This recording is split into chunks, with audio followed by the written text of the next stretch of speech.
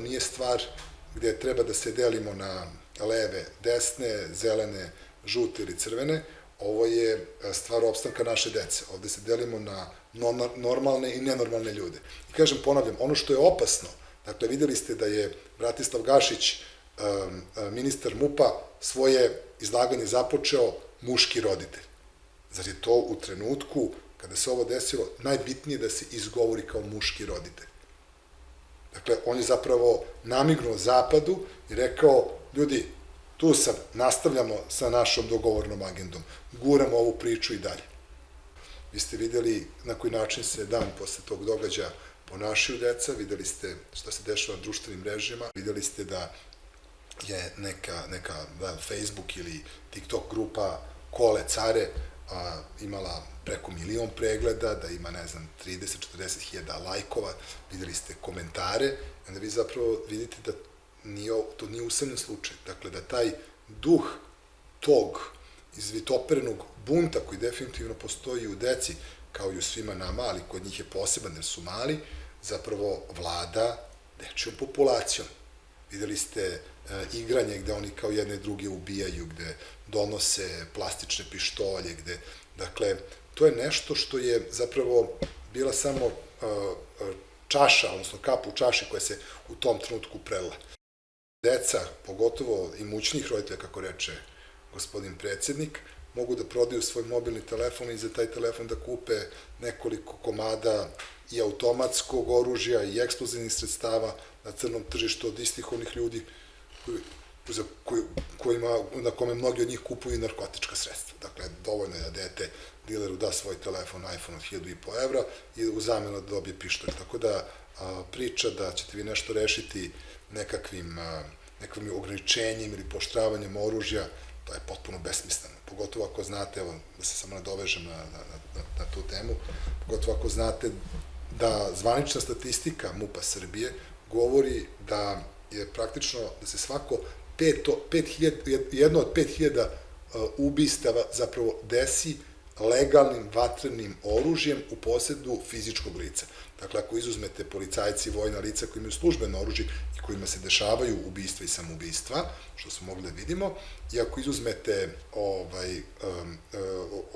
ubistva mafijaških klanova koje se naravno vrše ne legalnim nego ilegalnim oružjem, dakle, od 5.000 nastradalih ljudi u Srbiji, jedan je tek ubijen iz legalnog oružja, legalnog vatrenog oružja u posedu fizičkog lica. Sva ostala se dešavaju ili na mah nekakvim sekirama, nekakvim hladnim oružjem, tako da je ta priča o redukciji oružja potpuno besmislena i ono što je strašno, dakle, ljudi koji trebaju time da se bave, očigledno, oni znaju zapravo šta govore i namerno menjaju fokus teme sa onoga što je suština, a to je atmosfera i pogledi koji su stvoreni u tim dečijim dušama. Ću otići na sledeći prilog. Školi premeštaj iz jednog u drugi razred, tada prelazi u 7.2, jer bio je najbolji učenik i svi su ga izbjegavali. Tražio je premeštaj u novi razred gde je imao 3 drugara. Dobro se snašao i roditelji su mu bili zadovoljni. Za koje jedino što može da kaže, ne može da kaže ni da su se svađali, ni tukli, niti bilo što. Jedino što je rekao to je da su stalno tražili od njega bolje rezultate. Da, mislim da znam šta hoćete da me pitate. Šta nam ovo govori? Ajde, ako nije problem, ponovite snimaka, ja ću vas zamoliti da zaustavite. Školi premeštaj iz jednog u drugi razred, tada prelazi u 7.2, jer bio je najbolji učenik. Dakle, pogledajte položaj njegovih ruku. Ovo je definitivno nešto se zove govor tela, što psiholozi mnogo bolje mogu da protumače i od meni i od vas, ali pogledajte ka čemu on usmerava ruke. Dakle, ovde vidimo da ovde govori njegova podsvest o njemu. Šta je on rekao, ako se sećate, možete da ponovite. Dakle, on ovde, usmeravajući ruke ka sebi, on zapravo nesvesno govori o sebi. Evo, molim vas vratite, ako nije problem, par sekundi, vidimo šta je on rekao. Evo, vraćamo. Možemo i malo više. Jer bio je najbolji učenik i svi su ga izbjegavali. Dakle, on izgovara, bio je najbolji učenik i svi su ga izbjegavali. Sad pogledajte, evo da napravimo eksperiment. Bio je najbolji učenik i svi su ga izbjegavali. O kome ja sada govorim kada ovo mahinalno uradim? On zapravo ovde govori o sebi. Dakle, on govori o sopstvenoj frustraciji. Moje skromno mišljenje. A možete pustiti dalje, da analiziramo malo. Tražio je premeštaj u novi razred gde je imao trojicu drugara. Da vidimo šta ovo Trojica znači. drugara. Ne. Tražio je premeštaj u novi razred. Da vidimo ko je tražio premeštaj. Primjer ajde ne bude na teoriji zavere, ali odakle je on premešten, u što je on premešten? Ajde pustiti dalje, ovo da zaključimo samo. Dobro se snašao i roditelji su mu bili zadovoljni. Ko su roditelji? Mecene. Ajmo dalje da slušamo. Dobro. Za koje jedino što može da kaže, ne može da kaže ni da su se svađali, ni tukli, niti bilo što. Jedino što je rekao to je da su stalno tražili od njega bolje rezultate. U školi premeštaj. Da su od njega tražili bolje rezultate. Ajde da vas pitam nešto. S obzirom da ukoliko predsjednik nije lično ili posredno prisluškivao po ovu porodicu ovog nesretnog dečaka, kako on mogao da zna prvo da su roditelji od njega tražili bolje rezultate? Kako to neko može da zna? Kako neko može da kaže da se ti roditelji nisu svađali? Kako to neko ko nije provodio vreme s njima? Kako vi možete da tvrdite da se moji roditelji, recimo, nikad nisu svađali? Kako vi možete da tvrdite da su oni od mene očekivali bolje rezultate? Znači, bilo šta od ovoga što je on ovde izgovorio, ne postoji ni teoretska mogućnost da vi prvo znate šta se dešava u nečijoj kući, ukoliko naravno izostavimo pretpostavku da ima neke skrivene kamere u svakoj kući, pa nas sve monitoriše veliki brat. Druga stvar, vi ste videli još jednu interesantnu stvar. Predsjednik države govori nešto što bi u najboljem slučaju mogao da govori portparol MUP-a. I to ne stvari, deo stvari. Otkud njemu pravo ideja da iznosi dijagnozu dečaka? Da govori uopšte o njegovim porodičnim odnosima, da govori o porodičnim odnosima između tih ljudi, da govori o primanjima tih ljudi. Vi znate, na primjer, da su po Ustavu Srbije, koji naravno gospodin predsjednik redovno gazi, tako da ovo nije ništa posebno za njega, da postoje suđenja. Dakle, suđenja su po pravilu otvorena za javnost, dakle imate pravo dodate na bilo koja suđenja, osim na ona suđenja gde se govori o državnoj tajni i o porodičnim odnosima. Dakle, ovo o čemu on priča, nema pravo čak ni da zna niko sem sudije i advokata koji učestvuju u tom procesu i oni su pod krivičnim sankcijama dužni da o tome ne smiju da govore. O ovim stvarima. Ali sad, ako je predsjednik sve ovo znao... Ali kako on to mogao da zna? Vi ovdje vidite trenutak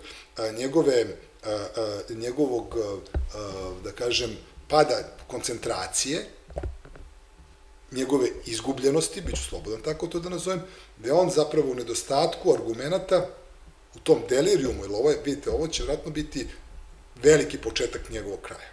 Jer ovo ako ne osvesti ovaj narod, ništa ga više ne može dovesti u red.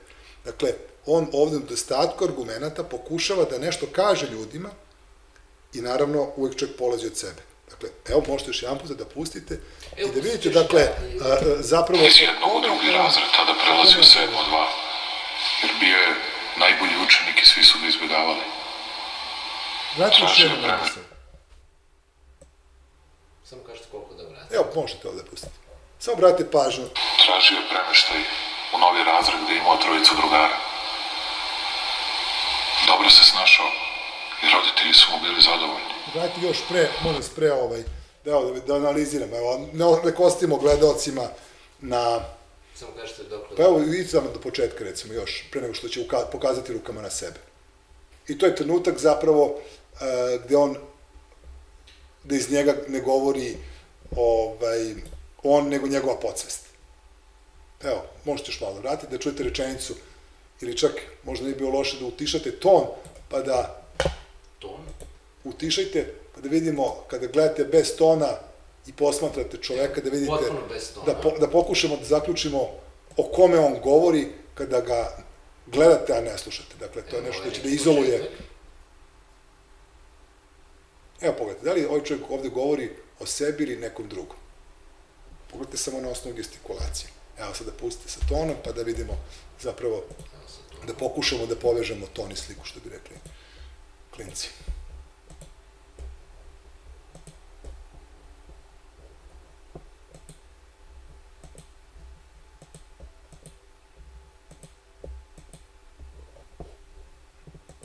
Jer bio je najbolji učenik i svi su ga izbjegavali.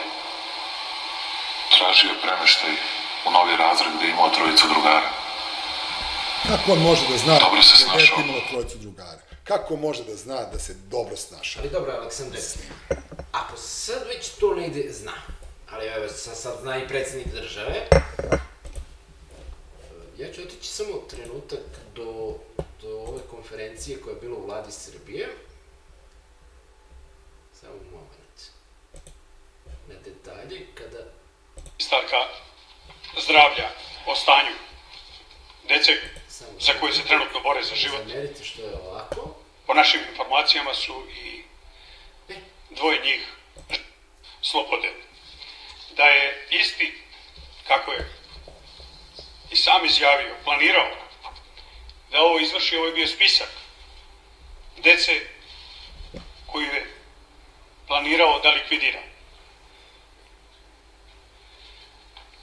Sam je radio plan ulaza u školu, izlaza u školu koja je nađena na njegovom radnom stolu i kako je sam rekao ovde, odredio je prioritetne mete.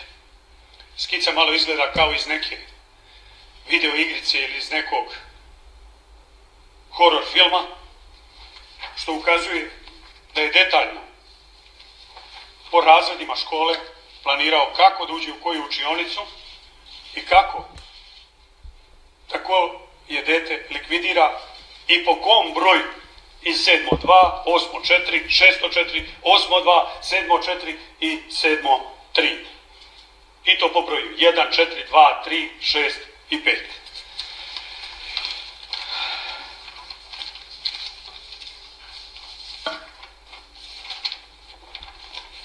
Ovim putem, u ime Ministarstva unutrašnjih poslova i u svoje lično ime, izražavam iskreno saučešće porodicama smrtno stradale dece i radnika obezbeđenja.